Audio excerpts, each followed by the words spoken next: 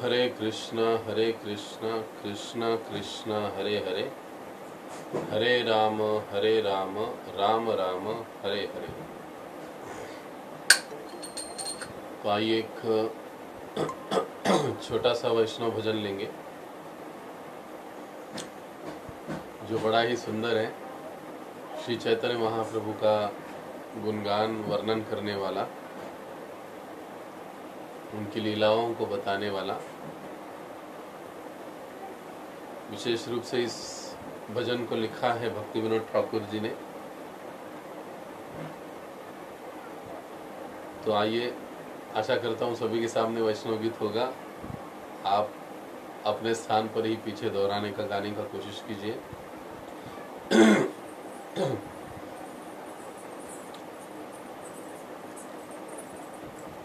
बोलो श्रील भक्ति विनोद ठाकुर की जय। कलि कुकुरा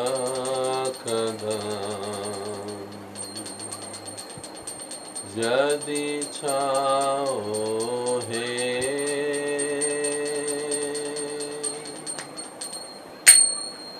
कलिजुग पावन कलि भय नाशन, श्री सच्चिनंदन गाओ है। कलिजुग पावन कलि भय नाशन, श्री सच्चिनंदन गाओ है। कलिजुग पावन कलि भय नाशन, श्री सच्चिनंदन गाओ है। श्री सच्चिनंदन गाओ है, श्री सच्चिनंदन गाओ है। गदाधर मादन नितायर प्रणधन, अद्वैतेर प्रपूजित गोरा। गदाधर मादन नितायर प्रणधन, अद्वैतेर प्रपूजित गोरा। निमाय विश्वंभर श्रीनिवास ईश्वर, भक्त समूह चित चोरा। निमाय विश्वंभर श्रीनिवास ईश्वर, भक्त समूह चित चोरा। कलिजुग पावन कलि भय नाशन, श्री सच्चिनंदन गाओ है। श्री सच्चिनंदन गाओ है। नदिया शशधर मायापुर ईश्वर, नाम प्रवर्तन सूरा। नदिया शशधर मायापुर ईश्वर, नाम प्रवर्तन सूरा। गृही जन शिक्षक नसिकुल नायक, माधव राधा भव पूरा। गृही जन शिक्षक न्यासिकुल नायक, माधव राधा भव पूरा। कलिजुग पावन कलि भय नाशन, श्री सच्चिनंदन गाओ है। श्री सच्चिनंदन गाओ है। सार्वभौम शोधन गजपति तारन, रामानंद पोषण वीर। सार्वभौम शोधन गजपति तारन, रामानंद पोषण वीर। रूपानंद वर्धन सनातन पालन, हरिदास मोदंधीर। रूपानंद वर्धन सनातन पालन, हरिदास मोदंधीर। कलिजुग पावन कलि भय नाशन, श्री सच्चिनंदन गाओ है। कलिजुग पावन कलि भय नाशन, श्री सच्चिनंदन गाओ है। व्रजरस भावन दुष्ट मत शासन, कपटि विघटन काम। व्रजरस भावन दुष्ट मत शासन, कपटि विघत न काम, शुद्ध भक्त पालन शुष्क ज्ञान ताड़न, छल भक्ति दूषण राम। शुद्ध भक्त पालन शुष्क ज्ञान ताड़न, छल भक्ति दूषण राम। कलि जुग पावन कलि भय नाशन, श्री सच्चिनंदन गाओ है। कलि जुग पावन कलि भय नाशन, श्री सच्चिनंदन गाओ है। श्री सच्चिनंदन हे, श्री सच्चिनंदन गाओ है। बोलो श्री चैतन्य कलियुग पावन श्री चैतन्य महाप्रभु की जय। श्री नित्यानंद प्रभु की जय। बड़ा ही सुंदर वैष्णव भजन है और इसका जो ट्यून है विशेष रूप से परम पूज्य राधानाथ स्वामी महाराज जी के मुखारविंद से सुनने में बड़ा ही आनंद आता है। थोड़ा सा संक्षेप में हम इसके अर्थ को देखेंगे और फिर हम अपने विषय की ओर आगे बढ़ेंगे। कली कुक्कुर कदन जदि चाओ है। ये जो कलियुग है, कली कुक्कुर का मतलब होता है कुत्ता। इस कलियुग को कुत्ते की उपमा दी गई है और भक्ति विनोद ठाकुर जी कहते हैं कि इस कलियुग रूपी कुत्ते के जबड़े से यदि आप बचना चाहते हो, यदि आप इससे मुक्त रहना चाहते हो, तो जो श्री सच्चिनंदन माता शची के जो पुत्र हैं श्री चैतन्य महाप्रभु, उनका गुणगान करिए। क्योंकि कलियुग पावन, वो कलियुग को पावन करने वाले हैं। कलि भय नाशन, कलियुग के जितने सारे भय और त्रास हैं वो उससे सभी को मुक्त करने वाले हैं। इसलिए यदि हम इस कलियुग रूपी भयंकर जो कुत्ता है उसके जबड़े से अगर हम मुक्त रहना चाहते हैं तो हमें नित्य श्री सच्चिनंदन श्री चैतन्य महाप्रभु का गुणगान करते रहना चाहिए। गदाधर मादन मितायर प्राणधन। ये जो गदाधर पंडित है श्री चैतन्य महाप्रभु जी के शाश्वत पार्षद हैं, इनको वे कह रहे हैं कि गदाधर मादन, मादन का मतलब होता है कि ये जो गदाधर पंडित है ये श्री चैतन्य महाप्रभु सच्चिनंदन के प्रति जो है वो पागल हो चुके हैं। और नितायर प्राणधन, और जो नित्यानंद प्रभु है उनके तो ये जैसे कि प्राण है। अद्वैतेर प्रपूजित गोरा, और श्री अद्वैत आचार्य जी के आराध्य देव है। देखिए मतलब तीन ही शब्दों में कितना बड़ा अर्थ बता दिया है। गदाधर मादन, जो गदाधर पंडित श्री चैतन्य महाप्रभु के पीछे मानो प्रेम के साथ पागल हो चुके हैं। नितायर प्राणधन, श्री नित्यानंद प्रभु जी के जो प्राणधन है। अद्वैतेर प्रपूजित गोरा, और जो अद्वैत आचार्य है उनके आराध्य देव है। निमाई विश्वम्भर, ऐसे जो निमाई है वो किस नाम से जाने जाते हैं? उनके पिता ने उनका नाम क्या रखा था? जगन्नाथ मिश्रा जी, विश्वम्भर, समस्त विश्व का पालन करने वाले। और उनकी जो माता है उनको निमाई नाम से बड़े ही प्रेम के साथ बुलाती है। हालांकि नाम था विश्वम्भर, लेकिन सची माता उन्हें हमेशा निमाई नाम से बुलाया करती थी। श्रीनिवास ईश्वर, और श्रीनिवास के वे ईश्वर है। श्रीनिवास पंडित, इनके वे ईश्वर है। भक्त समूह चित चोर, और जो भक्तों का समूह है ना, श्री चैतन्य महाप्रभु उनके चित्त का हरण कर लेते, चोरी कर लेते हैं। जैसे कोई मानो हर व्यक्ति, हर जीव श्री चैतन्य महाप्रभु के पीछे पागल है। क्यों ऐसे होता है? क्योंकि श्री चैतन्य महाप्रभु का एक गुण है कि वो भक्तों के चित्त का चोरी कर लेते हैं। जैसे भगवान श्री कृष्ण करते हैं वैसे ही है तो भगवान कृष्ण ही, और वही लीलाओं को श्री चैतन्य महाप्रभु के रूप में, भक्त के रूप में कर रहे हैं। नादिया शशधर, शशधर, शश का मतलब होता है चंद्र, नादिया मतलब नदिया ग्राम। तो नदिया शशधर, वो नदिया ग्राम के चंद्रमा है। मायापुर ईश्वर, और समस्त मायापुर के वो ईश्वर है।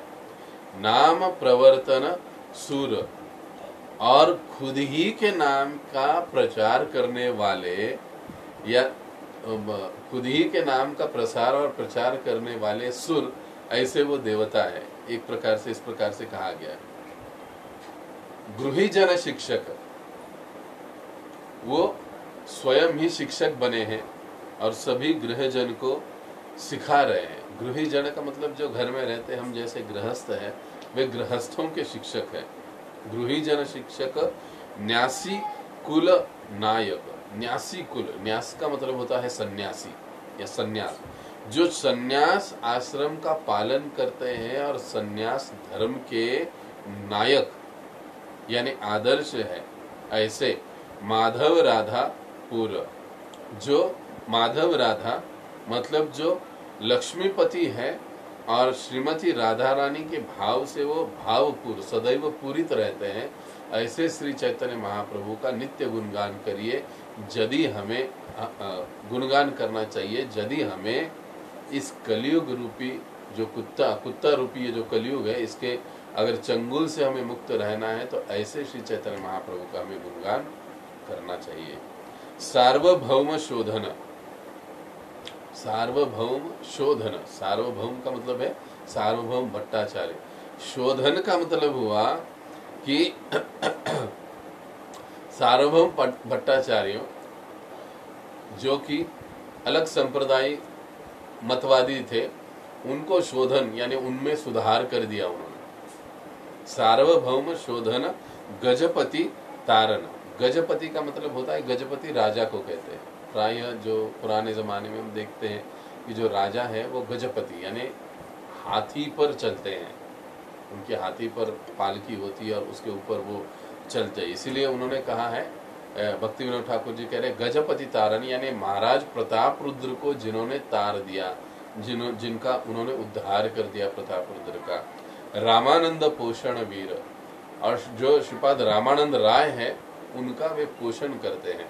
पोषण का मतलब है भक्ति का पोषण, आध्यात्मिक पोषण वे उनका करने वाले वीर हैं। रूपानंद वर्धन, अब रूपानंद वर्धन यानी रूप का मतलब है रूप गोस्वामी, और रूप आनंद यानी रूप गोस्वामी को जो दिव्य आनंद की प्राप्ति होती है, उस आनंद का नित्य वर्धन करने वाले ऐसे श्री चैतन्य महाप्रभु सनातन पालन। जैसे रूप गोस्वामी के आनंद का वर्धन करते हैं, उसी प्रकार से सनातन गोस्वामी जी का वो पालन भी करते हैं। हरिदास मोदन धीर, और श्रील हरिदास ठाकुर को भी नाम जप के माध्यम से नित्य संतुष्ट करने वाले वे धीर पुरुष श्री चैतन्य महाप्रभु है। ऐसे श्री चैतन्य महाप्रभु का हमें गुणगान करना चाहिए, ताकि हम इस कलयुग रूपी भयानक कलयुग रूपी जो वो कुत्ता रूपी ये जो कलयुग है, उसके जबड़े से हम लोग मुक्त रह सके, या उसके पकड़ से हम लोग मुक्त रह सके। ब्रज रस भावन दुष्ट मत शातन। ब्रज रस भावन, जो ब्रज के रस में निरंतर भावित रहते हैं, ब्रज रस भावित नित्य ब्रज के रस में ध्यान मग्न रहते हैं। दुष्ट मत शातन, और जो दुष्ट मत है, भक्ति के विरोधी जितने सारे मत है, उस मत का खंडन करने वाले कपटी विघातन काम, और जो कपटी लोग हैं और ऐसे विघातक लोग हैं और जो फंसाने वाली वृत्ति को धारण करते हैं, ऐसे लोगों को, चाहे फिर वो भक्ति ही क्यों न हो, कभी कभी कपटी गुण आ जाता है, विघातन का गुण आ जाता है, ऐसों को नाश कराने वाले या उनको नष्ट करने वाले, उनकी वृत्ति को नष्ट करने वाले श्री चैतन्य महाप्रभु।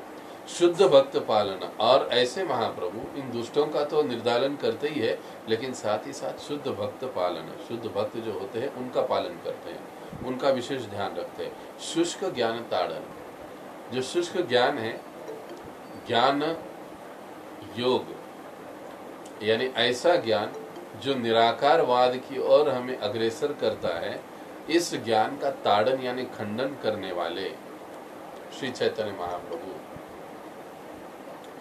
छल भक्ति दूषण राम। और जो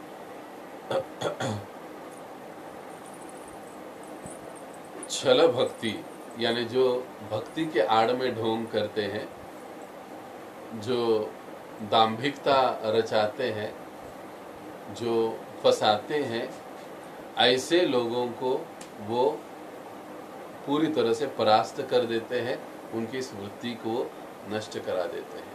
और यदि हम लोग कलयुग, एक भयानक कुत्ते के समान ये जो कलयुग है, उसके जबड़े से अगर हम लोग बचना चाहते हैं तो ऐसे श्री चैतन्य महाप्रभु का हमें निरंतर गुणगान करते रहना चाहिए। बोलो श्री चैतन्य महाप्रभु की जय। श्री श्री निताय गौर सुंदर भगवान की जय। ओम अज्ञानतिमिरन्धस्य ज्ञानाञ्जनशलाकया चक्षुरुन्मीलितं येन तस्मै श्रीगुरवे नमः। श्रीचैतन्यमनोभीष्टं स्थापितं येन भूतले स्वयं रूप कदा मह्यं ददाति स्वपदान्तिकं। वन्देऽहं श्रीगुरौ श्रीयुतपदकमलं श्रीगुरून् वैष्णवांश्च। श्रीरूपं साग्रजातं सहगना रघुनाथान्वितं तं सजीवं साद्वैतं सावधूतं परिजना सहितं कृष्ण चैतन्य देवं। श्रीराधा कृष्ण पादान् सहगना ललिता श्री विशाखान्वितांश्च। नमः ओं विष्णुपादाय कृष्ण पृष्ठाय भूतले श्रीमते भक्तिवेदांत स्वामिन् इति नामिने। नमस्ते सारस्वते देवे गौरवाणी प्रचारिणे निर्विशेष शून्यवादी पाश्चात्य देशतारिणे। नमो महावदन्याय कृष्ण प्रेम प्रदायते कृष्णाय कृष्ण चैतन्य नामिने गौरतुषे नमः। हे कृष्ण करुणा सिंधो दीनबंधो जगत्पते गोपेश गोपिका कांत राधा कांत नमस्तुते। तप्त कांचन गौरांगी राधे वृंदावनेश्वरी ऋषभानुसुते देवी प्रणमामि हरिप्रिये।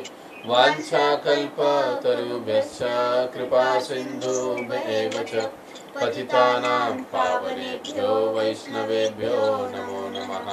जय श्री कृष्ण चैतन्य प्रभु नित्यानंद श्री अद्वैत गदाधर श्रीवासादि गौर भक्तवृंद।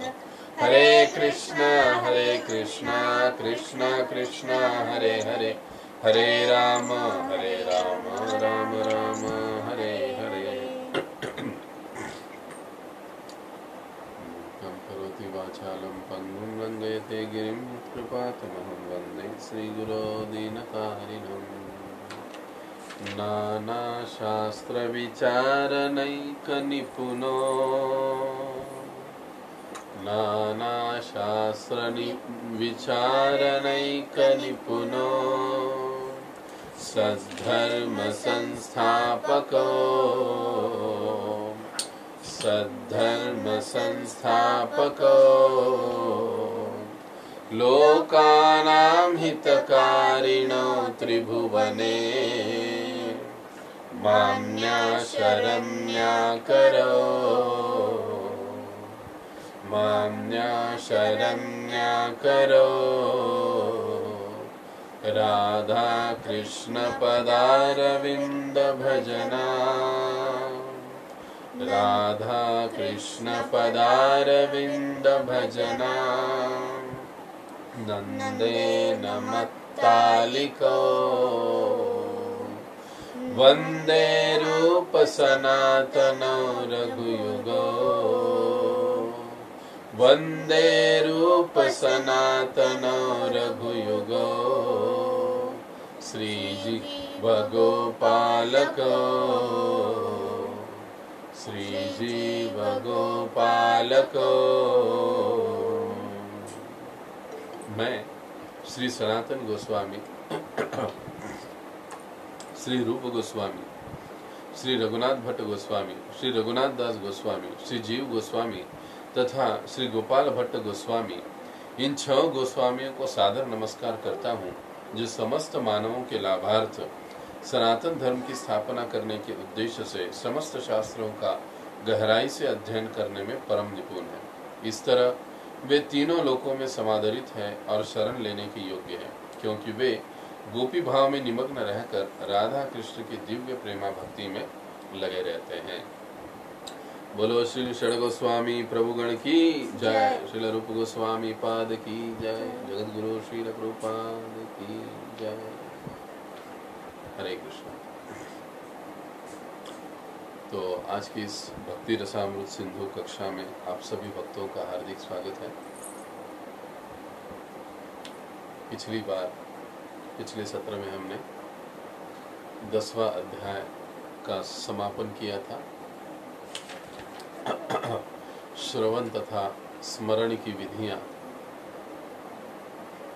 और आज से हम भक्ति रसामृत सिंधु के 11वें अध्याय का आरंभ कर रहे हैं। दिव्य सेवा के विविध रूप। जैसे कि हम पहले ही कह चुके हैं, भक्ति के 64 अलग अलग अंगों पर हम लोग चर्चा कर रहे हैं, और अब इस अध्याय में हम अगले अंगों की चर्चा करेंगे।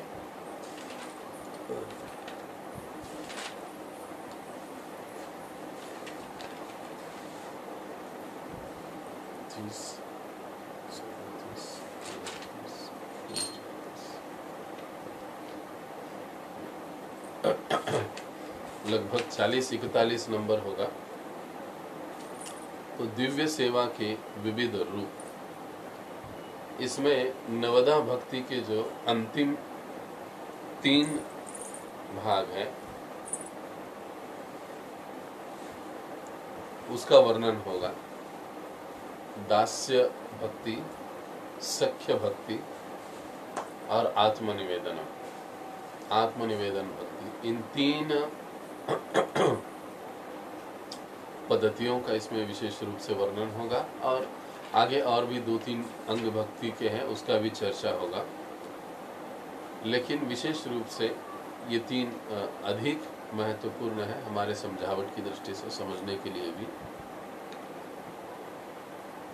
तो इस अध्याय में 11वें अध्याय में श्रील रूप गोस्वामी पाद अपनी चर्चाओं को अब और गहरा कर रहे हैं। जैसे कि हमने देखा, पहले अध्याय से हम प्रारंभ किए हैं तो बड़ी आसानी थी, आपको भी इस बात का अनुभव हो रहा होगा।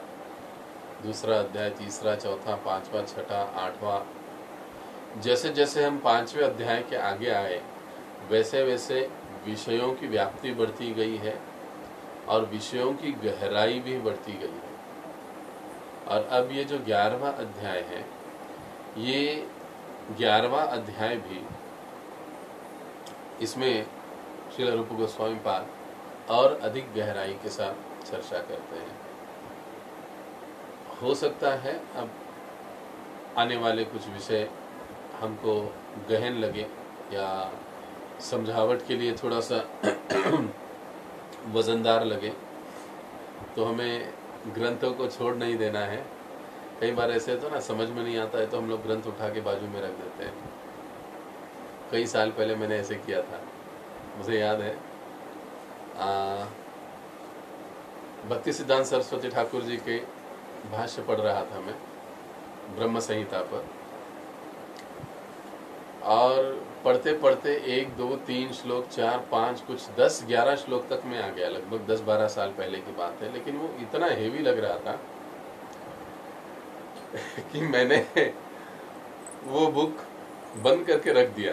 कहा कि ये मेरी समझ में नहीं आ रहा है, बहुत हेवी लग रहा है समझने के लिए। और वैसे प्राय अगर हम देखें कि भक्ति सिद्धांत सरस्वती ठाकुर जी का जो हिंदी भाषा है, वो थोड़ा सा बड़ा ही हेवी है, वजनदार है। समझना इतना आसान नहीं। हमारे प्रभुपाद जी की भाषा बहुत सरल और बहुत आसानी से हमको समझा देते हैं, क्योंकि मतलब मुझ जैसा बुद्धू और बेवकूफ़ आदमी भी समझ सकता है, इतनी आसान भाषा में समझा देते हैं। तो मुझे आज भी वो याद है, मैंने उस समय वो रखा था। उसके मैंने लगभग 3 से 4 साल के बाद फिर उसका अध्ययन आरंभ किया। लेकिन बाद में फिर उसको पूरा पढ़ा मैंने और समझने की कोशिश की। अब जितना 50 ग्राम की बुद्धि में समझ में आ गया उतना समझ लिए, लेकिन फिर बाद में उसको पूरा पढ़ा। तो वैसे ऐसे नहीं होना चाहिए, करना चाहिए। कि अगर कोई विषय हमको कठिन लगे तो हमको उसको छोड़ नहीं देना चाहिए, पढ़ते रहना चाहिए। और अगर कुछ कठिन लगता है तो हमारे जो भी वरिष्ठ हैं, सीनियर भक्त है, वैष्णवगण हैं, गुरुजन हैं, उनके सामने ये आध्यात्मिक वार्तालाप प्रश्न पूछने चाहिए ताकि हमारा ज्ञान बढ़े, हमें भी भक्ति में आगे बढ़ने का और प्रगति का मौका मिले। तो ये याद रखिए, क्योंकि अब यहाँ से आगे के जो विषय होंगे भक्ति रसामृत सिंधु के, वो थोड़े से हेवी होंगे, थोड़े से गहराई वाले होंगे, तो उतना ही ध्यानपूर्वक हमको सुनना भी है और ये ज़्यादा अधिक अच्छा होगा। इसके लिए आपको याद होगा कि 90वें अध्याय से मैं आप लोगों को कंटिन्यू इस बात को कह रहा हूँ कि कक्षा में आने से पहले आप अध्याय को पढ़कर उपस्थित रहिए ताकि आपको समझने में आसानी होगी। क्योंकि जब आप पढ़ेंगे आपको कुछ प्रश्न आएंगे, आप बाजू में लिख लेंगे, और जब हमारी चर्चाएं होती है तो उस चर्चाओं में अगर आपके सारे प्रश्नों का जवाब मिल जाते हैं तो बहुत अच्छी बात है। अगर कोई प्रश्न रह जाता है तो फिर आप अंत में उसे पूछ सकते हो। इसलिए अगर यहाँ से आगे की जो अध्याय है अब थोड़ा सा पढ़कर उपस्थित रहिए तो ज़्यादा अच्छा होगा। तो अब देखिए, भक्ति जो है प्राय कई बार लोग कहते हैं कि ये भावुक जनों के लिए है। भावुक जन यानी जो थोड़े से बुद्धि में कम है, अंधविश्वास ज़्यादा रखते हैं, मानते हैं। कई बार लोगों की ये धारणा होती है, देखिए समाज में अगर हम जाएंगे, देखेंगे, लोगों से मिलेंगे तो लोगों का ये धारणा, अरे भक्ति जो है वो थोड़ा सा जो कम बुद्धि वाले हैं, थोड़ा सा कम पढ़े लिखे हैं, जो भावुक है, अंदर श्रद्धालु है, ऐसे लोगों का ये काम है। लेकिन नहीं, जब हम श्री उपदेशामृत, श्री भक्ति रसामृत सिंधु आदि जैसे ग्रंथों का जब हम अध्ययन करते हैं तो इससे हमें पता चलता है कि ये जो भक्ति है ये भक्ति बुद्धिमान लोगों के लिए है। ये कोई सर्वसाधारण लोगों की बात नहीं है, बल्कि बुद्धिमान लोगों के लिए है। और इसलिए अब हम लोग आगे देखेंगे कि ये जो चर्चाएं हैं वो दिन ब दिन जैसे जैसे अध्याय आगे बढ़ेंगे वैसे वैसे और गहरी होती जाएगी। अब देखिए, दिव्य सेवा के विविध रूप, विविध रूपों में विविध भावों के साथ भगवान की सेवा में भक्त लोग जुड़ते हैं, जीव जुड़ते हैं। ये कहना अधिक ज्यादा संयुक्तिक होगा। दास्य भाव के रूप में कोई सेवा करता है, कोई सख्य भाव के रूप में सेवा करता है, कोई आत्मनिवेदनम पद्धति से सेवा करता है। जैसे हम भक्ति के नवधा प्रकार देखते हैं, नवधा भक्ति, उनमें से विशेष रूप से इन तीनों पर यहाँ पर चर्चा होगी। तब रूप गोस्वामी सबसे प्रथम दिव्य सेवा का जो विविध रूप है उसमें से पहला वाला जो रूप है दास्य भाव, उस पर चर्चा करते हैं। अब क्यों दास्य भाव लिया है पहला, ये भी थोड़ा समझिए। आध्यात्मिक जीवन में हम जब कृष्ण भावना में आते हैं तो वैसे तो सरलता से हम ये मतलब हमें बताया भी जाता है कि जीवेर स्वरूप वही कृष्णेर नित्य दास, हम भगवान श्री कृष्ण के नित्य दास है, उनकी सेवा करना हमारा धर्म है आदि। बिल्कुल सही बात है। लेकिन हर जीव का भगवान के साथ एक विशिष्ट रस में संबंध है, पहली बात। दूसरी बात, हर जीव की भगवान के धाम में एक विशिष्ट स्थिति है, एक पद है, एक जगह है, एक सेवा है। लेकिन आज के दौर में, मतलब आज के अभी के समय में हमको वो स्थिति पता नहीं है, हमारी क्या स्थिति है, हमारा क्या स्वरूप है भगवत धाम में, क्या सेवा है। इसलिए प्राय हमको आचार्यगण कहते हैं, प्रभुपाद जी भी हमको समझाते हैं कि हमें आरंभ ही दास्य भाव से करना चाहिए। अहम दासोस्मि, मैं आपका दास हूँ, आपका सेवक हूँ, यही मेरा स्वरूप है, यही मेरा भाव है, यही मेरा वृत्ति है। इस रूप से, इस भाव के साथ हमें भगवान की सेवा में जुड़ना पड़ता है। और दास्य भाव में ही सेवा हमें कंटिन्यू करनी पड़ती है या करनी चाहिए। और जब एक विशिष्ट स्तर या समय आता है तो उस साधक को, उस जीव को भक्ति के एक विशिष्ट स्तर पर अपने स्वरूप का पता भी चल जाता है। क्या रस में उसका भगवान के साथ संबंध है, धाम में उनकी क्या सेवा है, ये भी बातें पता चलती है। तो आरंभ जो है वो दास्य भाव से है, और इसीलिए दास्य भाव को सही रूप से समझना और दास्य भाव का सही रूप से पालन करना, ये हम साधन भक्तों के लिए बड़ी महत्वपूर्ण बात है। अब रूप गोस्वामी पाद इसको अपने शब्द में क्या कहते हैं? दास्यम कर्म अर्पणम तस्य, क्या कहते हैं? दास्यम कर्म अर्पणम तस्य कैंकर्यम अपि सर्वथा। वो कहते हैं दास्यम कर्म अर्पणम तस्य कैंकर्यम अपि सर्वथा। इसका मतलब ये होता है, दास्यम, दास्य भाव में दो चीजें या दो बातें समाहित है। कौन सी दो बातें हैं? कर्म अर्पणम, पहली बात, कर्म अर्पणम पहली बात, और दूसरी कैंकर्यम, ये दो बातें, अपि सर्वथा। ये दोनों बातें या ये कहिए दोनों भाव या दो प्रकार इस दास्य भाव के हैं। पहला है कर्म अर्पणम और दूसरा है कैंकर्यम। अब देखिए, कर्म अर्पणम का क्या अर्थ है, इससे इसके पीछे क्या भाव है? कर्मार्पणम, कर्मार्पणम का मतलब है कि जो हमारे निहित कर्म है, हमारे वर्ण और आश्रम के अनुसार, वो कर्म या उन कर्मों के फल भगवान को अर्पित करना, ये हुआ कर्मार्पणम। वर्णाश्रम दास्यम कहा जाता है इसको।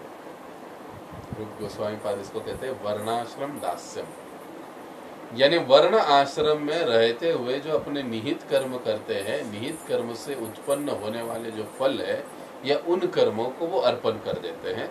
दैट्स कॉल्ड वर्णाश्रम दास्यम, वर्णाश्रम विहित कार्य। और दूसरा है, वो है कैंकर्यम। कैंकर्यम का मतलब क्या है? कैंकर्यम ये शब्द आता है किंकर शब्द से। किंकर मतलब दास। कैंकर्यम जब हम कहते हैं संस्कृत की दृष्टि से, तो वो हुआ दासों का दास, या भगवान के एकदम निजी दास, निजी सेवक के रूप में व्यवहार करना, कार्य करना या रहना, इसको कैंकर्यम कहते हैं। तो दास्य भाव के ये दो विभाग हैं, एक तो हुआ कर्मार्पणम और दूसरा हुआ कैंकर्यम। अभी देखिए, पुनः मैं आपको कहता हूँ, अगर आपको कोई प्रश्न आ रहे हैं, उपस्थित हो रहे हैं, तो कृपया अपने नोटबुक में साइड में लिख कर रखिए। अंत में हम जो भी हमारे पास समय बचेगा, 10 मिनट 15 मिनट, उसमें हम उसको क्लियर कर लेंगे। तो दो भाग हुए, कर्मार्पणम और दूसरा कैंकर्यम। अब कर्मार्पणम में दो उपविभाग होते हैं। अब हम कैंकर्यम की बात नहीं कर रहे, अब हम आरंभ कर रहे हैं कर्मार्पणम। अब कर्मार्पणम में दो भाग होते हैं। एक होता है वर्णाश्रम विहित कार्य, या वर्ण या मतलब गृहस्थ के अनुसार कार्य करता है, सन्यासी के अनुसार कार्य करता है, ब्रह्मचारी के अनुसार कार्य करता है। हाँ, जैसे क्षत्रिय के अनुसार, ब्राह्मण के अनुसार, हाँ, वैश्य के अनुसार, शूद्र के अनुसार, ये जो निहित कर्म कर्तव्य हैं, ये निहित अपने वर्ण और आश्रम के अनुसार जो कर्म किए जाते हैं, उस कर्म को अर्पण करना, भगवान को या उसके फल को अर्पण करना भगवान को, ये हुआ वर्णाश्रम विहित कार्य। कर्म अर्पणम के अब दो भाग हम लोग देख रहे हैं, और कर्मार्पणम का दूसरा भाग है नवधा भक्ति के कार्य। नवधा भक्ति के कार्य, अब देखिए सिंपली मैं आपको कह दूं, सबसे ऊपर अगर नोट्स बना रहे हो आप, सबसे ऊपर है दास्य भाव। दास्य भाव को बीच में एक लाइन लगाइए और उसको दो भाग कर दीजिए। उसके पहले भाग में यहाँ पर आ गया लेफ्ट हैंड साइड में आपका कर्म अर्पणम, और इस साइड में आ गया आपका राइट हैंड साइड में आ गया कैंकर्यम। अब कैंकर्यम को राइट हैंड साइड को छोड़ दीजिए, कर्मार्पणम में आइए, जहां पर आपने कर्मार्पणम लिखा होगा वहां पर फिर उसके दो भाग होंगे, ऐसे दो भाग होंगे। उसका पहला भाग होगा कि वर्णाश्रम विहित कार्य, और दूसरा भाग होगा नवधा भक्ति के कार्य। अब ये कर्मार्पणम के दो भाग हुए, वर्णाश्रम विहित कार्य और दूसरा हुआ नवधा भक्ति के कार्य। हम कैंकर्यम की बात ही नहीं कर रहे, अब हमारी चर्चा चल रही है कर्मार्पणम के बारे में, और कर्मार्पणम के हम दो भाग देख रहे हैं। अब ये जब दो भाग देख रहे हैं तो इसका जो पहला भाग है वर्णाश्रम विहित कर्तव्य या कार्य, वर्णाश्रम विहित कर्तव्य या कार्य, इस भाग को जब हम देख रहे हैं तो अब हमें श्रील प्रभुपाद जी क्या कहते हैं वर्णाश्रम विहित कार्य के बारे में, इसको पढ़ना होगा, और इसको पढ़ते हुए हम आगे जाएंगे। दास्य क्षमा करें, अध्याय 11 दिव्य सेवा के विविध रूप। दास्य भाव, कर्मियों के अनुसार कर्म के फलों को अर्पित करना दास्य भाव या सेवकाई है, किंतु श्रील रूप गोस्वामी जैसे वैष्णव आचार्यों के अनुसार भगवान की किसी न किसी सेवा में निरंतर संलग्न रहना दास्य भाव या सेवकाई है। अब स्कंद पुराण के अनुसार जो लोग अनुष्ठानों, चारों वर्णों तथा चारों आश्रमों में लिप्त रहते हैं वे भक्त माने जाते हैं, किंतु जब भक्तगण भगवान की प्रत्यक्ष सेवा में लगे होते हैं तो वे भागवत या शुद्ध भक्त होने चाहिए। जो लोग चारों वर्णों तथा आश्रमों द्वारा सकाम कर्मों अथवा नियत कर्मों में संलग्न रहते हैं वे वास्तविक शुद्ध भक्त नहीं होते। तो भी चूंकि वे भगवान को कर्मों का फल अर्पित करते हैं अतएव उन्हें भक्त माना जाता है। शब्दों को आप ध्यान पूर्वक देखिए। अब यहाँ पर प्रभुपाद जी कहते हैं कि उन्हें भक्त माना जाता है, ऐसा नहीं कि वो भक्त है, उन्हें भक्त माना जाता है क्योंकि वो एन के इन प्रकार भगवान से संबंधित हो रहे हैं, अदरवाइज वो भगवान के पास नहीं जाते। हम विस्तार से आगे पर चर्चा करेंगे। किंतु जब किसी को ऐसी इच्छा नहीं होती और वह भगवत प्रेम के कारण रागानुगा होकर कर्म करता है तो ऐसे व्यक्ति को शुद्ध भक्त माना जाना चाहिए। जो बद्धजीव भौतिक जगत के संसर्ग में आ चुके हैं वे प्रकृति पर न्यूनाधिक प्रभुत्व जताने के लिए ललायित रहते हैं। वर्णाश्रम प्रथा तथा इस प्रथा के अंतर्गत नियत कर्तव्य इस प्रकार नियोजित किए गए हैं कि बद्धजीव इंद्रिय तृप्ति हेतु अपनी अपनी इच्छाओं के अनुसार भौतिक जगत का भोग कर सके और साथ ही साथ क्रमशः आध्यात्मिक ज्ञान को भी प्राप्त कर सके। वर्णाश्रम के अंतर्गत इन नियत कर्तव्यों में से कई कार्य कृष्ण भावना भावित भक्ति से संबंधित होते हैं। जो भक्तगण गृहस्थ होते हैं वे वैदिक कर्म कांडों के साथ साथ भक्ति के नियत कार्य को भी स्वीकार करते हैं क्योंकि दोनों ही कृष्ण को तुष्ट करने के निमित्त होते हैं। जब गृहस्थ भक्तगण कोई वैदिक अनुष्ठान करते हैं तो वे कृष्ण को तुष्ट करने के उद्देश्य से ही करते हैं। जैसा कि हम पहले कह चुके हैं, भगवान को तुष्ट करने के उद्देश्य से किया गया कोई भी कर्म भक्ति माना जाता है। वैसे बड़ा पैराग्राफ है लेकिन अब हम इसको संक्षेप में समझेंगे और थोड़ा विस्तार से सारे पॉइंट इसमें आए। अब यहाँ पर प्रभुपाद जी जो वर्णन किए वो वर्णन कर रहे हैं वर्णाश्रम विहित कार्य का कर्मार्पणम के जो पहला भाग है या पहला प्रकार कहिए वर्णाश्रम विहित कार्य, उसका प्रभुपाद जी वर्णन कर रहे हैं। अब जब कर्म अर्पणम की बात आती है तो कैसे कर्म अर्पण करने चाहिए?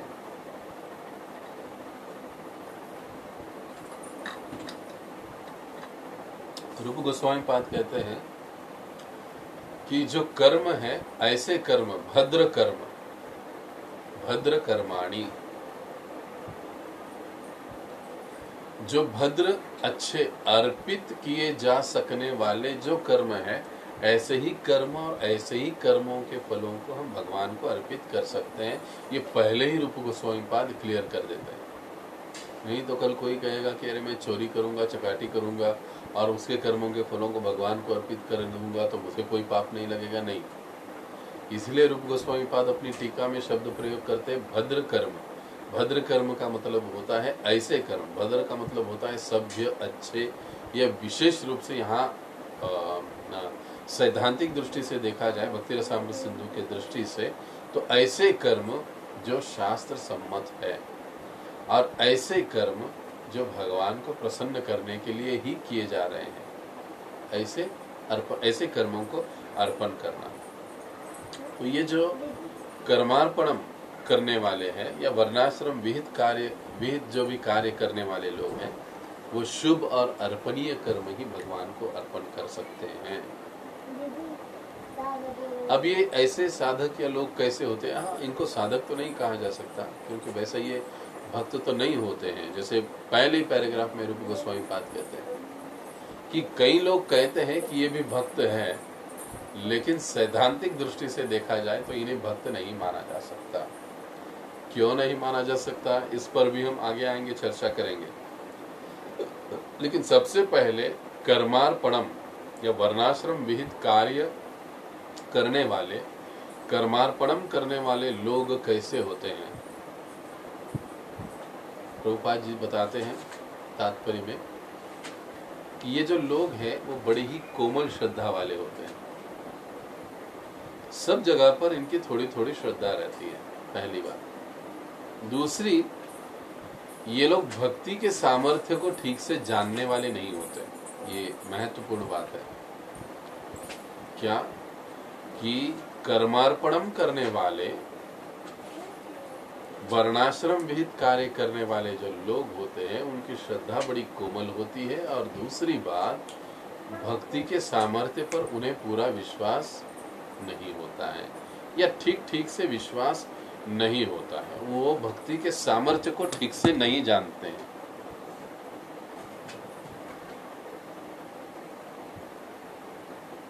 इसलिए उन्हें ऐसे कहा गया। अब ये कोमल श्रद्धा का क्या अर्थ है, मतलब इसको और भी थोड़ा सा आगे जाकर हम लोग समझ सकते हैं पैराग्राफ में, लेकिन हम यहीं पर इसको भेद समझेंगे ताकि पढ़ने के बाद हमें समझना आसान होगा। तो अब ये जो कर्मार्पणम के जो लोग हैं, करने वाले ये जो लोग हैं, कोमल श्रद्धा वाले हैं और ये भक्ति के सामर्थ्य को ठीक से न जानने वाले लोग। लेकिन भक्ति के सामर्थ्य को भले ही वो न जानते हैं, लेकिन फिर भी भक्ति के विधि पर उनको थोड़ा बहुत विश्वास है, थोड़ा बहुत मानते हैं, सुनते हैं, लेकिन साथ ही साथ वर्णाश्रम के कार्य भी करते हैं, कर्मकांड को भी पालन करते हैं।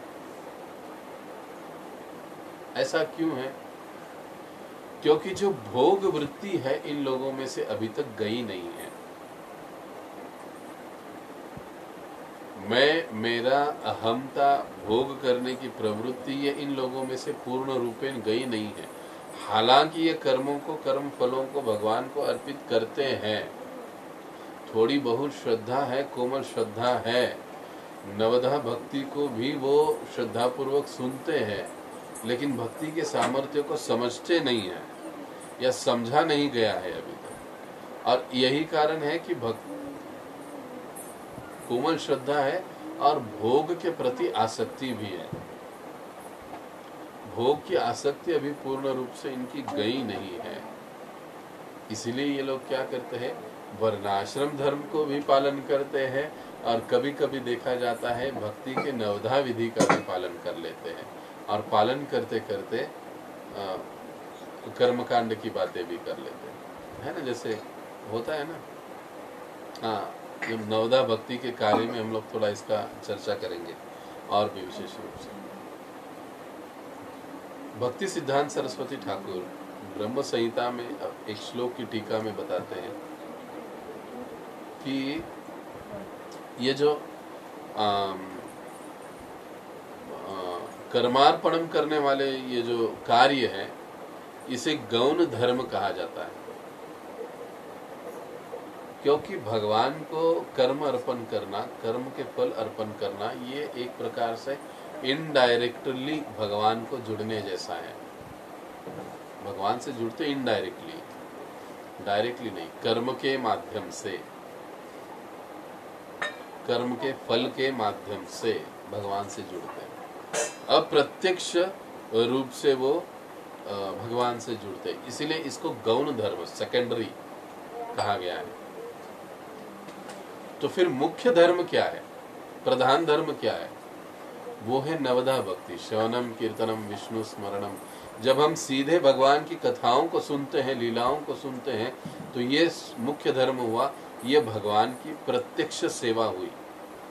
जब हम कीर्तन गाते हैं तो ये भगवान की प्रत्यक्ष सेवा हुई, यहाँ पर अप्रत्यक्ष का कोई सवाल ही पैदा नहीं होता। ये जो कर्मार्पणम वाले लोग हैं वो अप्रत्यक्ष रूप से भगवान से जुड़े रहते हैं।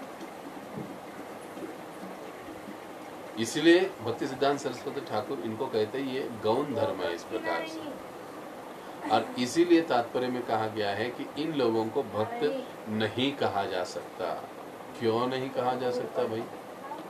शब्द प्रयोग विशेष किया था, मैंने आपको कहा था उस स्थान पर कि ध्यान पूर्वक पढ़िए। ये भक्त माने जाते हैं, एक्चुअली में भक्त है ऐसी बात नहीं है, माने जाते हैं कि ठीक है, हाँ एन के एन प्रकार भगवान के पास आ रहे हैं। जैसे भगवान कहते हैं चतुर्विधा भजन्ते माम जना सुकृति नोर्जुन। ये 4 प्रकार के लोग, किसी को दुख है इसके लिए आ रहा है, किसी को पैसा चाहिए, लेकिन फिर भी भगवान कहते हैं वो सुकृति जन है, एटलीस्ट मेरे पास आ रहे हैं। वैसे ही एन के एन प्रकार कर्म अर्पण करने के लिए या कर्म के फल को अर्पण करने के उद्देश्य से वो भगवान से संबंधित हो रहे हैं। इसीलिए इनको कहा गया है कि ये भक्त माने जाते हैं लेकिन है नहीं। अब ऐसा क्यों है? ये भक्ति रसामृत सिंधु के पहले दूसरे अध्याय में हम भक्ति की परिभाषा सुने थे, आपको याद होगा। अन्य अभिलाषिता शून्य ज्ञान कर्माद्यना प्रथम आनुकूल्येन कृष्णानुशीलनम भक्तिरुत्तमा। क्या कहते हैं रूप गोस्वामी पाद भक्ति के बारे में? वो कैसी होनी चाहिए? अन्य अभिलाषिता शून्य। अभिलाषा अन्य किसी प्रकार की कोई अभिलाषा नहीं होनी चाहिए। अब अन्य अभिलाषा से यहाँ पे क्या अर्थ है? कोई भी भौतिक अभिलाषा नहीं होनी चाहिए। लेकिन कर्म अर्पण करना या कर्म फल अर्पण करने वाले व्यक्ति की अन्य अभिलाषाएं होती है। इसलिए हम देखते हैं ना, ज्यादा से ज्यादा बिजनेसमैन लोग बालाजी को जाते हैं। क्यों जाते हैं? साल भर जितना सारा मुनाफा कमाते हैं एन के एन प्रकार इधर का उधर करके, उसमें थोड़ा सा भगवान को अर्पण करके अपने गलत कर्मों से स्वयं की शुद्धि करने की कोशिश करते हैं, क्षमा करें, लेकिन ये वास्तविकता है। इसीलिए यहाँ पर इसको कहा गया, ये शुद्ध भक्ति नहीं कही जा सकती, इसको दास्य भक्ति भी नहीं कहते। ये केवल अप्रत्यक्ष रूप से भगवान से संलग्न हुए हैं। भगवान को कर्म या कर्मफल अर्पित करना, इतना ही इनका उद्देश्य है। बाकी भौतिक विषय वस्तु में आसक्ति इनकी वैसे ही बनी रहती है, क्योंकि इनके जो कर्म है ये मिश्रित माने जाते हैं।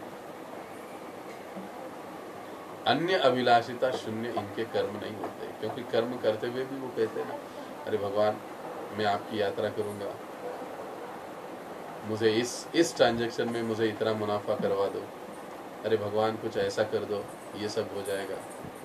तो ये अभिलाषाएं जब तक रहती है और इन अभिलाषाओं के साथ जब तक हम भगवान को कर्म अर्पित करते हैं तब तक उसे भक्ति नहीं कहा जाता है। भक्ति का मतलब ही है अन्य अभिलाषिता शून्य ज्ञान कर्माद्यनावृतम। और दूसरा क्या है परिभाषा? अप्रतिहता, अखंडित और निरंतर, अखंडित और किसी प्रकार का कोई उद्देश्य उसमें हेतु नहीं होना चाहिए, स्वार्थ नहीं होना चाहिए, ऐसी भक्ति होना चाहिए। और क्योंकि ये कर्मार्पणम करने वाले जो लोग हैं, अब एक चीज समझिए, विशेष रूप से ये जो कर्मार्पणम की जो बात है, ये कर्मकांडीय जो भक्त है उनके दृष्टि से हो रही है। लेकिन कभी कभी हम भक्त भी साधन भक्त इसमें अटक जाते हैं। कैसे? वो अब नवधा भक्ति के समय जब हम चर्चा करेंगे, अब आएंगे तो उस पर हम लोग चर्चा करेंगे। तो ये हुआ कर्मार्पणम का एक भाग। अब कर्मार्पणम करने वाले लोग कैसे, संक्षेप में फिर से एक बार समझेंगे। वर्णाश्रम में रहते हुए अपने कर्मों को जो भगवान को अर्पित करते हैं, शुभ और अर्पण कर सकने वाले कर्मों को ही अर्पण करते हैं, इनकी श्रद्धा कोमल होती है। और दूसरी चीज कि भक्ति का सामर्थ्य ये ठीक से नहीं जानते। देखिए, समाज में ऐसे लोग आपको मिलेंगे, अगर आप प्रचार करते हो, लोगों से मिलते हो, तो आपको ये चीजें पता चलेंगी। स्वाभाविक रूप से आपको अंतर समझ में आएगा कि अरे ये व्यक्ति कर्म को प्रधान देने वाला और कर्म के फल को अर्पित करने वाला है, ये इससे ज्यादा और कुछ नहीं समझता जानता। और कुछ है जो भक्ति के विधि को मानते हैं, और ये कर्मार्पणम करने वाले थोड़े से भोग वृत्ति में जकड़े हुए रहते हैं, गौण धर्म का पालन करते हैं। अब दूसरी बात कि भगवान को कर्म अर्पण करना, एक पॉइंट छोटा सा रह गया था मुझसे। यह जो है, यह सत्वगुणी कार्य है।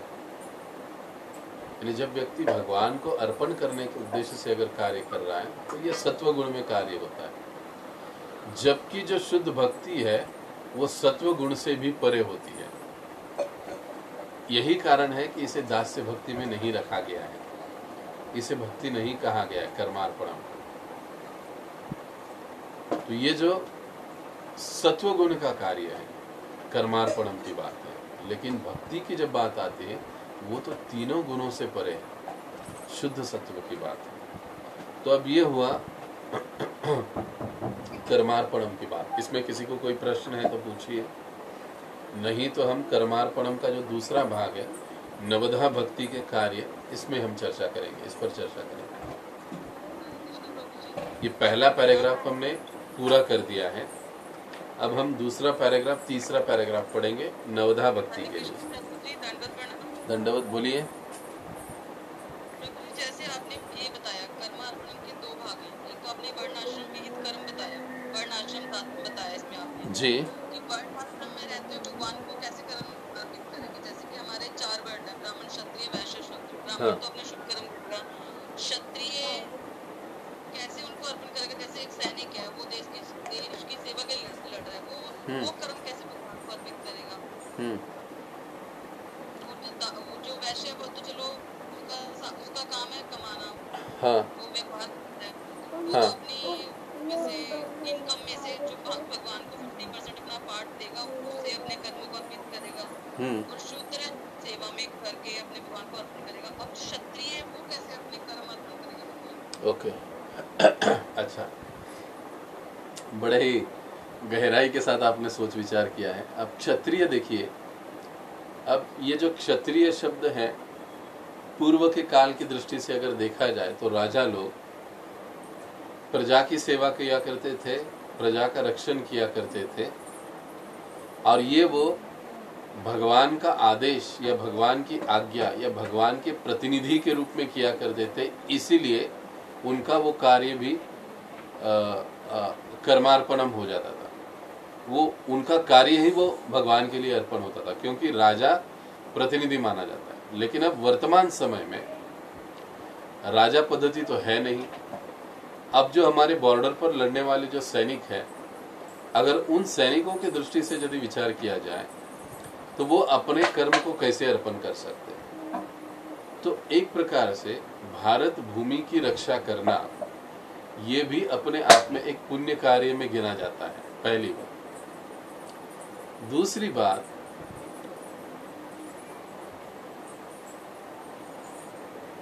ये सभी कोई मूलतः क्षत्रिय नहीं है। कलौ शूद्र संभवामि। तब ये जो अर्पण करेंगे, अपनी जो भी सैलरी आएगी उस सैलरी से जो भी भगवान को अर्पित करेंगे, तो ये एक प्रकार से उन्होंने उनके कर्म को अर्पण करने के समान है। और रही तीसरी बात कि जो क्षत्रिय है उनके जो भी कर्म है, मतलब अगर आज के क्षत्रियों की दृष्टि से विचार किया जाए, सैनिकों की दृष्टि से विचार किया जाए, तो उनको क्षत्रिय कहना वैसे ठीक नहीं हो सकता है, क्योंकि सॉरी मैंने कहा बात तो कलयुग की, और कलयुग में जैसे कि हर कोई शूद्र है, क्योंकि ब्राह्मण इतने शुद्ध नहीं रह गए।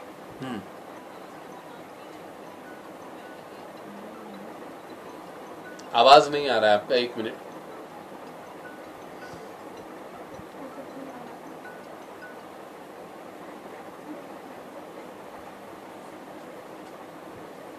हरे कृष्णा प्रभु जी, क्या आप मुझे सुन पा रहे हैं? हाँ, नहीं, एक ही मिनट।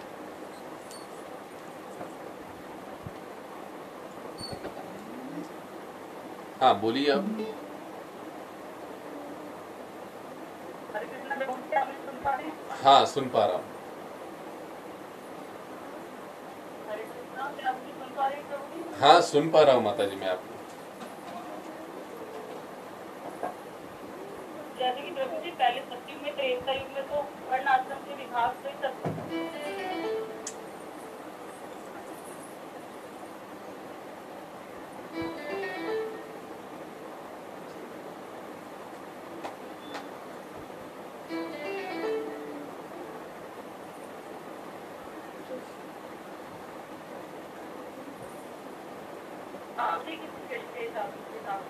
हाँ, तो बस उनका जो भी सैलरी उनको मिल रहा है, वो सैलरी से कुछ भाग भगवान को अर्पित कर सकते हैं, और जितना हो सके वो, मतलब कर्म क्षत्रिय के अनुसार है तो वो क्षत्रियों के जो भी विधि नियम है उसको भी पालन करने की कोशिश करें। प्राय मतलब मांसाहार न करना, शराब न पीना आदि, ये जो सारी चीज़ें हैं, क्षत्रियों में ये सारी चीज़ें पहले नहीं हुआ करती थी, उनको ये सारे विधि नियम पालन करने पड़ते थे। हाँ, कुछ हद तक किसी स्थान में क्षत्रियों को कुछ चीज़ों की छूट दी जाती थी, लेकिन फिर भी वर्तमान दृष्टि से अगर देखा जाए तो वो केवल इसी दृष्टि से कि जो भी अपना सैलरी या जो भी अपना भाग आ रहा है वो भगवान को जो भी चाहते अर्पित करे, और इस प्रकार से वो अपने कर्म को भगवान को अर्पित कर सकते हैं। ओके,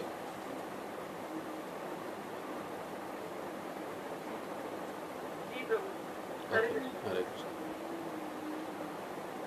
हाँ, ओके, नेक्स्ट कोई प्रश्न है और?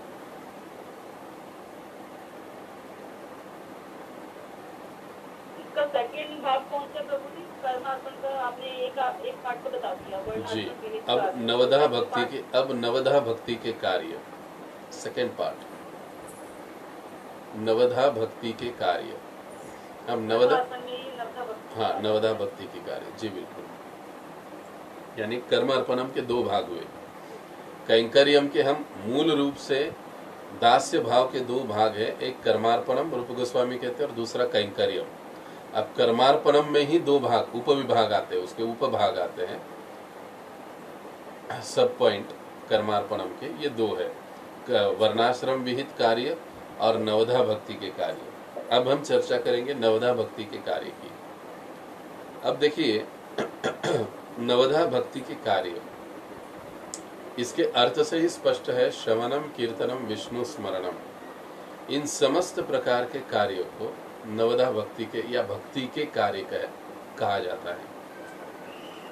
परिभाषा की दृष्टि से देखा जाए तो चाहे श्रवण हो, चाहे कीर्तन हो, स्मरण हो, ये सीधे डायरेक्ट प्रत्यक्ष भगवान से संबंधित है। कर्मार्पणम के कार्य अप्रत्यक्ष रूप से भगवान से संबंधित होते हैं, लेकिन नवधा भक्ति के जो कार्य है यथा श्रवणम कीर्तनम, ये प्रत्यक्ष रूप से संबंधित है। ये भक्ति के कार्य कहे जाते हैं प्रत्यक्ष। अब इसमें जो नवधा भक्ति का जो हम लोग पालन करते हैं हम सभी, तो नवधा भक्ति का पालन करने वाले या नवधा भक्ति के अनुसार चलने वाले, इनका विश्वास होता है नवधा भक्ति पर। अब देखिए, पहले जो वर्णाश्रम विहित कार्य करने वाले लोग कैसे थे, उनका वर्णाश्रम के कार्यों पर और कार्यों को अर्पण करने पर अधिक विश्वास होता था। अब यहाँ पर क्या होता है, नवधा भक्ति के जो कार्य करते हैं ऐसे जो लोग या भक्त है, उनका नवधा भक्ति के अंगों पर विश्वास होता है, लेकिन साथ ही साथ ये जो वर्णाश्रम विहित कार्य है कर्मार्पणम में भी उनका थोड़ा बहुत विश्वास होता है। इसलिए पैरेलली वो दोनों लेकर चलते हैं। समझ रहे हैं आप इस बात को कि हम जैसे जो भक्त है वो नवधा भक्ति के अंगों का पालन करते हैं, लेकिन कई बार साथ ही साथ थोड़ा सा कर्मकांड में भी हम लोग अटक जाते हैं, घुस जाते हैं। हम उसमें भी थोड़ा बहुत विश्वास रखते हैं। इसलिए हम लोग कई बार देखते हैं ना, मार्गशीर्ष की 4 गुरुवार माताएं पालन करती है। कभी कभी मंदिर भी चले जाते, अलग-अलग मंदिर, अलग-अलग मंदिर भी चले जाते हैं, कभी हनुमान जी हाँ, के मंदिर, कभी इधर कभी उधर, बिल्कुल। क्योंकि हालांकि नवधा भक्ति का पालन तो कर रहे हैं, विश्वास है, लेकिन अभी भी उतना विश्वास नहीं है कि एकले ईश्वर कृष्ण या अवश्य रक्षिबे कृष्ण या केवल भक्ति ही मेरा उद्धार कर सकती, इतना दृढ़ विश्वास अभी आया नहीं है। इसीलिए थोड़ा सा इधर उधर हो जाता है। कभी कभी प्रभु जी लोग भी शनि महाराज के भय से शनि मंदिर चले जाते हैं, उपवास रखते हैं। हालांकि प्रभु जी होते हैं, माताएं भी ऐसा कुछ कर लेती है, व्रत है, तप है। तो इस प्रकार का जो भाव है, ये नवधा भक्ति श्रवण करते, कीर्तन करते, जप करते, पालन करते, लेकिन साथ में थोड़ा बहुत ये भी करते हैं। लेकिन क्योंकि श्रवण और कीर्तन के प्रति अधिक रुचि और थोड़ा अधिक विश्वास होने के कारण इनकी ये सेवाएं भगवान के प्रति प्रत्यक्ष रूप से हो जाती है। सीधे भगवान से प्रत्यक्ष जुड़ जाते हैं, प्रत्यक्ष सेवा में लगे रहते हैं। इसलिए हम लोगों का जो स्तर है नवधा भक्ति में जो हम लोग कर रहे हैं, वो कर्मार्पणम वालों से श्रेष्ठ है। समझ रहे हैं? क्यों? क्योंकि हम लोग प्रत्यक्ष भगवान की सेवा में जुड़े हुए। अब थोड़ी बहुत कुछ कलमश या कुछ बातें हैं बची हुई थोड़ी थोड़ी, वो भी आहिस्ता आहिस्ता जितना अधिक हम प्रत्यक्ष जुड़ेंगे सेवा में, कथा में, कीर्तन में, उतनी वो जो कलमश है वो निकलते निकलते निकलते जाएंगी। और फिर जो उत्तम स्तर है कैंकर्यम, यहाँ पर हम स्थित हो जाएंगे। दास्यम का महत्वपूर्ण ये भाग है, दास्य भाव का कैंकर्यम। अब नवधा भक्ति का पालन करने वाले श्रवणम कीर्तनम, ये इसमें मुख्य धर्म होता है इनका। कर्मार्पणम को भक्ति सिद्धांत सरस्वती ठाकुर कहते हैं गौण धर्म, लेकिन नवधा भक्ति में श्रवण कीर्तनम जो होता है वो मुख्य धर्म है। समझ रहे हैं फर्क? अब दोनों का फर्क देखिए। नवधा भक्ति के जो कार्य है वो मुख्य धर्म है, कर्मार्पणम के जो कार्य है वो गौण धर्म है।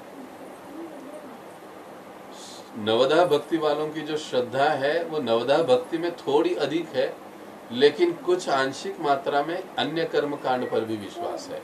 लेकिन कर्मार्पणम वालों की श्रद्धा मूलतः कोमल है, लेकिन नवधा भक्ति को भी थोड़ा बहुत मानते हैं। इस फर्क को समझिए आप। अब देखिए, कर्मार्पणम वालों की भोग वृत्ति पूर्ण रूप से गई नहीं है, भोग की वृत्ति है। अब ऐसे नहीं है कि हम जो नवधा भक्ति का पालन करने वाले भोग की वृत्ति हम में से 100% चली गई है। ऐसे तो मतलब एटलीस्ट मेरा तो नहीं है, लेकिन नवधा भक्ति की विशेषता क्या है कि नवधा भक्ति के जो अंग है उसका पालन करने से हमें ये गारंटी है कि हमारी जो भोग की वृत्ति है वो क्षणिक कम होती जाएगी। ये गारंटीड है अगर हम लोग गंभीरता के साथ इन अंगों का पालन कर रहे हैं तो। वैसे कर्मार्पणम वालों को किसी प्रकार की कोई गारंटी नहीं है, इस बात को समझिए। नवधा भक्ति वालों को ये गारंटी है जो हम लोग पालन कर रहे हैं। अब इसको दास्य भक्त कहा जा सकता है या कहते हैं, ये दास्य भक्ति है। भगवान का अपने आप को सेवक मानते हैं ये लोग नवधा भक्ति पालन करने वाले, और भगवान की सेवा करते रहते हैं कि भगवान आप स्वामी हो, मैं आपका सेवक हूँ और आपकी सेवा करना मेरा धर्म है। मैं आपकी सेवा करता रहूँगा, आपकी कथा सुनूंगा, आपका कीर्तन सुनूंगा, आपका प्रचार करूंगा, आपके लिए सेवा के लिए कुछ कार्य करूंगा, दान दक्षिणा दूंगा, वॉटएवर जो उसकी क्षमता है, जो उसका कुवत है, जो उसकी कैपेसिटी है, उसके अनुसार वो भगवान की सेवा लगा रहेगा। मंदिर साफ करना होगा और कुछ होगा, जो कुछ भी होगा वो करता रहेगा, अपने आप को भगवान का सेवक समझकर, भगवान को अपना मालिक समझकर, स्वामी समझकर। इसीलिए इसे भक्ति कहा गया है। ये दास्य भक्ति है, लेकिन शुद्ध भक्ति नहीं है। हाँ समझिए, शुद्ध भक्ति का जो भाग है वो कैंकर्यम में आएगा। क्यों आएगा उसकी भी हम चर्चा प्रभुपाद जी के तात्पर्य को पढ़ते पढ़ते आगे करेंगे, लेकिन अब हम ये नवधा भक्ति को समझ रहे हैं। अब नवधा भक्ति, लेकिन अभी भी ये शुद्ध भक्ति नहीं है। हाँ दास्य भक्ति है लेकिन शुद्ध भक्ति नहीं है।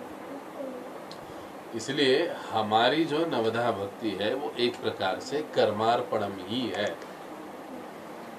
क्योंकि हम लोग भी जो भक्ति कर रहे हैं, जो सेवा करते हैं, जो भी कार्य करते हैं, वो भगवान की संतुष्टि के लिए, भगवान को अर्पण करने के लिए करते हैं। और कई बार ऐसे होता है कि वो करते करते हमारी अपनी निजी इच्छाएं भी उसमें समाधारित होती है। अरे आज मुझे पाव भाजी खानी है तो मैं भगवान को पाव भाजी बनाऊंगा, भगवान को दिखाऊंगा और फिर खाऊंगा।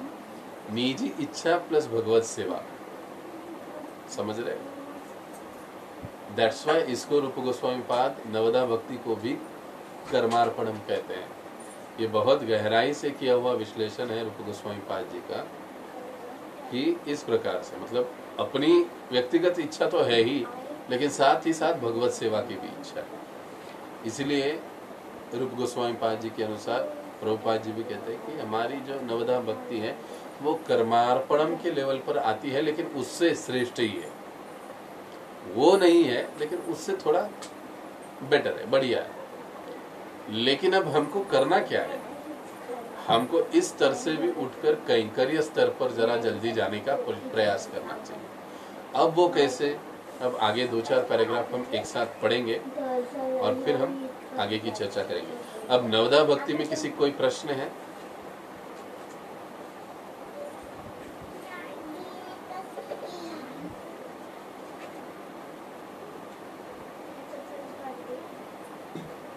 प्रभु जी फिर ये अगर नवधा भक्ति, एक मिनट,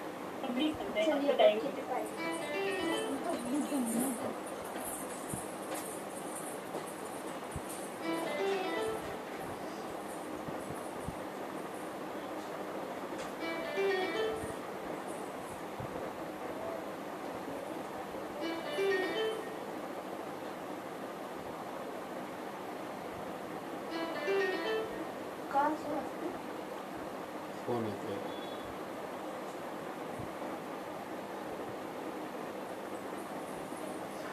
हरे कृष्णा।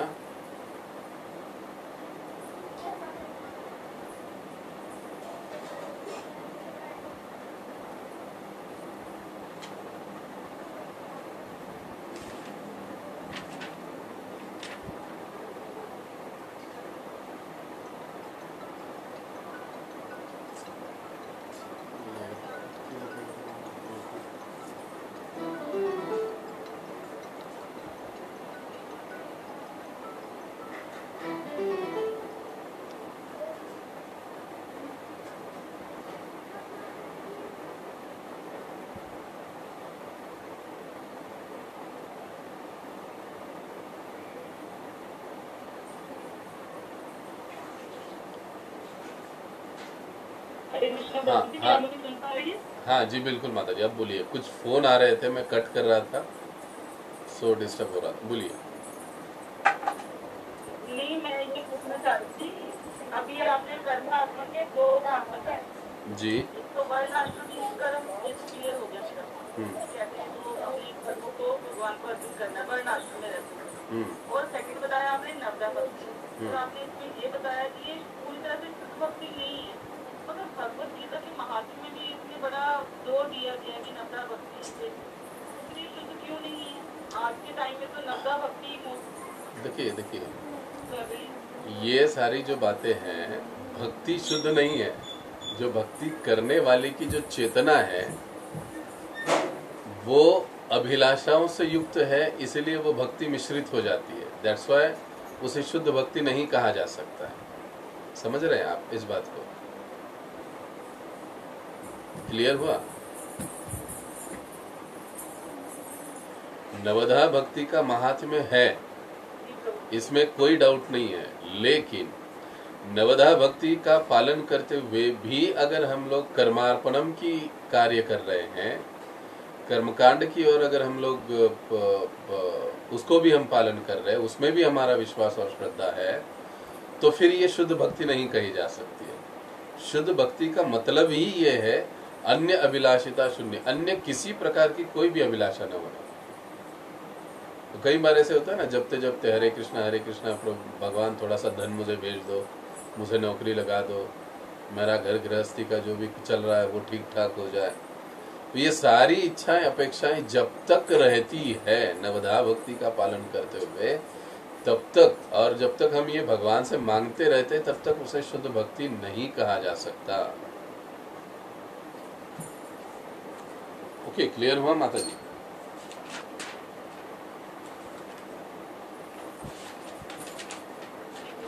ओके, अब आगे हम पढ़ेंगे। आई थिंक अब मेरे मोबाइल का बैटरी भी ख़त्म होने आ रहा है, तो हो सकता है हमें इसको पढ़ने के बाद विराम देना पड़ेगा। और जो सख्य भक्ति है, कैंकर्यम और सख्य भक्ति, इसका विशेष रूप से जो डिस्कशन है वो हमें अगली बार ही करना पड़ेगा। खैर, फिर भी पढ़ते हैं आगे जितना हो सके उतना। श्रील रूप गोस्वामी यहाँ उस व्यक्ति का वर्णन करते हैं जो भक्ति में संलग्न रहने के लिए उपयुक्त है। वे कहते हैं कि जो नवदीक्षित है और जिन्होंने थोड़ा सा भी भगवत प्रेम विकसित कर लिया है, वे अपनी भक्ति के अनुपात में इंद्रिय तृप्ति के कार्यों में रुचि नहीं रखते। शब्दों पर ध्यान दीजिए। अपनी भक्ति के अनुपात में, जितनी उसकी चेतना होगी, जितनी उसकी भक्ति होगी, उतनी मात्रा में वो इंद्रिय भोगों से विरक्त होगा, मुक्त होगा। किंतु फिर भी यदि इंद्रिय तुष्टि करने वाले कार्यों में किंचित भी रुचि होती है, तो ऐसे कर्मों के फल को कृष्ण को अर्पित करना चाहिए। इसका मतलब क्या हो? इसलिए हमने कहा कि ये जो नवधा भक्ति है हमारी, ये भी कर्मार्पणम के कैटेगरी में आती है, क्योंकि हम लोग श्रवण कीर्तन नाम जप आदि सब कुछ कर रहे हैं, लेकिन इसके बावजूद भी इंद्रिय तृप्ति की इच्छाएं, कुछ न कुछ तो स्वयं की इच्छाएं रहती है, और हम उसको मांगते भी रहते हैं, और उस इच्छा से हम जपते भी रहते हैं, सेवा भी करते हैं, कार्य भी करते हैं। तो फिर जो ऐसे कार्य है वो भगवान को अर्पित किए जाने चाहिए। इसलिए इसको भी कर्मार्पणम के स्तर पे रखा गया, रूप गोस्वामी पाद कहते हैं। इसलिए हमने कहा कि यहाँ पर हम जो साधन भक्ति के स्तर में जो अभी साधक है, एटलीस्ट आप सभी क्षमा कीजिए, मैं खुद की बात करता हूँ कि हम लोग, यानी मैं शुद्ध भक्ति के स्तर पर नहीं, नवधा भक्ति का पालन कर रहा हूँ, लेकिन पालन करते हुए मुझे ऐसे लगता है कि मुझे अच्छी जॉब लगे, मेरे घर में कोई प्रॉब्लम न हो, मेरे पास बहुत सारा धन संपत्ति पैसा हो, ऐसा मुझे लगता है, ऐसी मेरी इच्छा होती है। और मैं भगवान को कहता हूँ कि भगवान यार मुझे ये सब कर दो, ये सब दे दो, ऐसा कर दो, वैसा कर दो। ये चलते रहता है। जब तक ये चलेगा और साथ में महामंत्र भी चलेगा, तब तक इसे शुद्ध भक्ति नहीं कहा जा सकता। ये बात हमको समझनी होगी, इसीलिए इसको भी कर्मार्पणम के स्तर पर ही रखा जाता है। इसे भी भगवान की सेवा में संलग्न रहना कहा जा सकता है। हाँ, लेकिन इसको भी ये कह सकते हैं क्या ये भी एक प्रकार से भगवान की सेवा है, भगवान की सेवा कर रहे हैं, सेवा करते करते अपना कुछ निजी कह रहे हैं, जिसमें भगवान स्वामी स्वरूप होते हैं और कर्म करने वाला दास रूप में। नारदीय पुराण में बताया गया है कि यह दास्य भाव किस तरह दिव्य होता है। उसमें कहा गया है कि जो व्यक्ति मनसा वाचा कर्मणा निरंतर भक्ति में लगा रहता है, अथवा ऐसा व्यक्ति जो भक्ति में लगा नहीं रहता किंतु निरंतर उसकी कामना करता है, वह मुक्त समझा जाता है। अब ये जो आखिरी जो पैराग्राफ है वो कैंकर्यम के बारे में बताया जा रहा है नारद पुराण से। अब कैंकर्यम का क्या अर्थ है, मतलब है यह एक दूसरे प्रकार का दास्य भाव है। ऐसा दास्य भाव है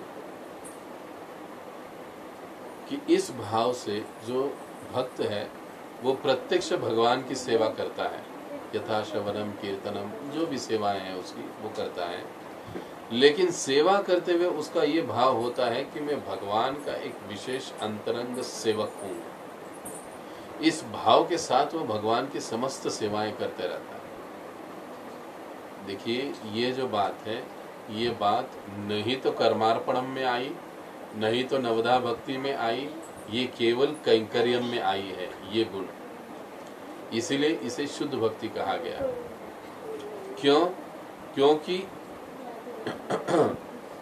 इसमें जो भक्त है वो अपने आप को पूर्ण रूपेण कर्मणा वाचा मनसा संलग्न है भगवान की सेवा में, और साथ ही साथ अपने आप को भगवान के निजी अंतरंग सेवक या दास समझते हैं।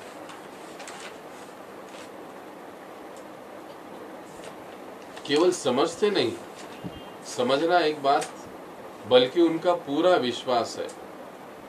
Direct devotional service in the mood of the lord's personal servant. भगवान के व्यक्तिगत सेवक है, विशेष नहीं, क्षमा कीजिए, भगवान का मैं व्यक्तिगत सेवक हूँ, इस भाव के साथ वो भगवान की समस्त सेवाएं करते हैं, भगवान को समस्त सेवाएं अर्पित करते हैं। नारद भक्ति नारदीय पुराण में जो बात बताई गई है वही श्लोक रूप गोस्वामी पाद बताते हैं। इहा यस्य हरेर दास्य कर्मणा मनसा गिरी जीवन मुक्त, आगे वो कहते हैं जीवन मुक्त स उच्यते। ये जो कर्मणा वाचा से नित्य भगवान श्री हरि के गुणों को गाता सुनता रहता है, ऐसा जो व्यक्ति है वो तो जीते जी ही मुक्त रहता है।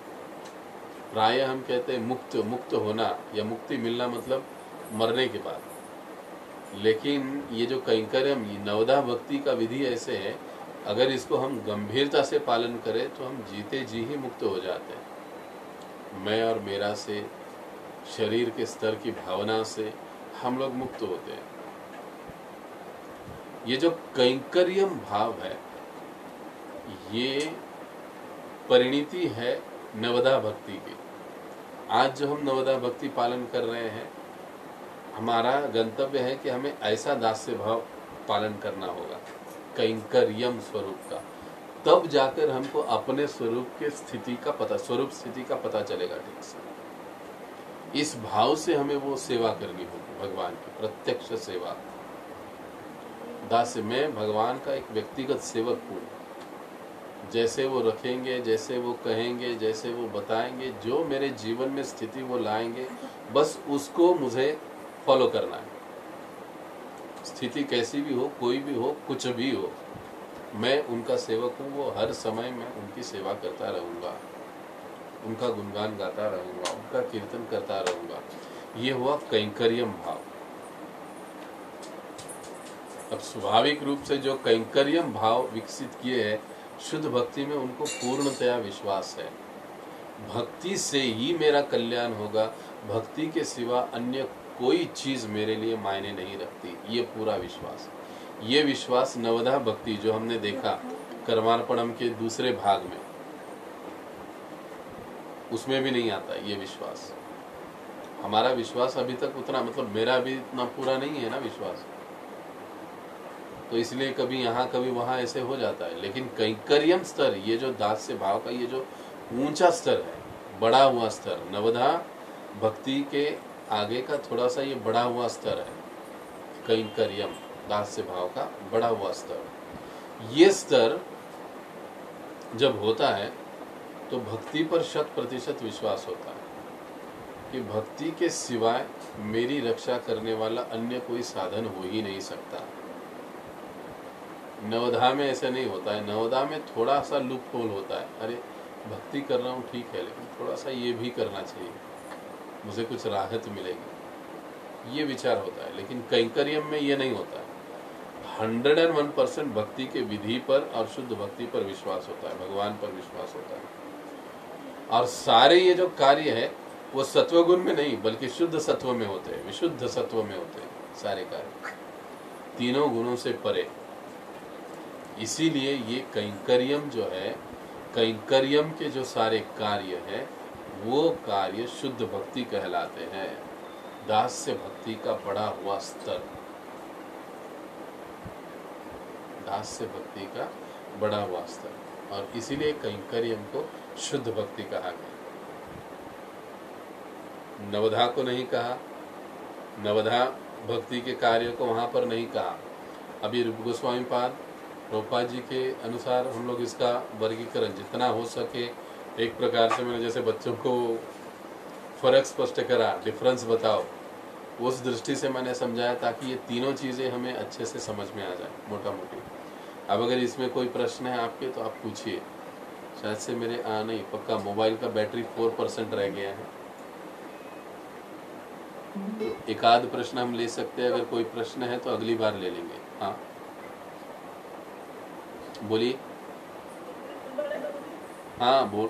हाँ ये शुद्ध भक्ति में कैंकर्यम का बताया कि कैंकर्यम भाव की जो विशुद्ध सत्व से सारे गुणों से परे और सिर्फ भगवान के लिए भक्ति करा, उसमें उसका कोई भी स्वार्थ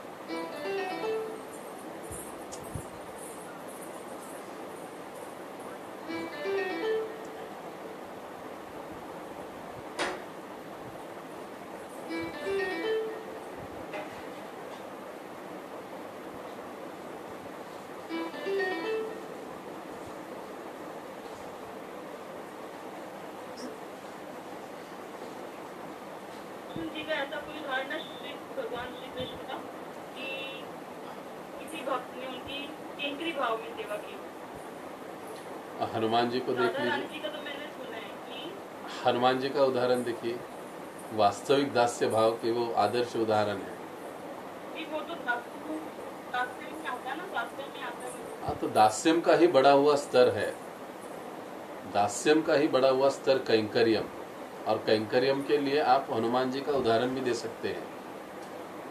कैंकर्यम का मतलब ही क्या है कि मैं भगवान का एक व्यक्तिगत सेवक हूँ। हाँ मतलब ये दास्य भाव और कैंकर्य कोई अलग अलग नहीं है, बल्कि दास्य भाव। हाँ बोलिए। हाँ बोलिए। आज जिस हाँ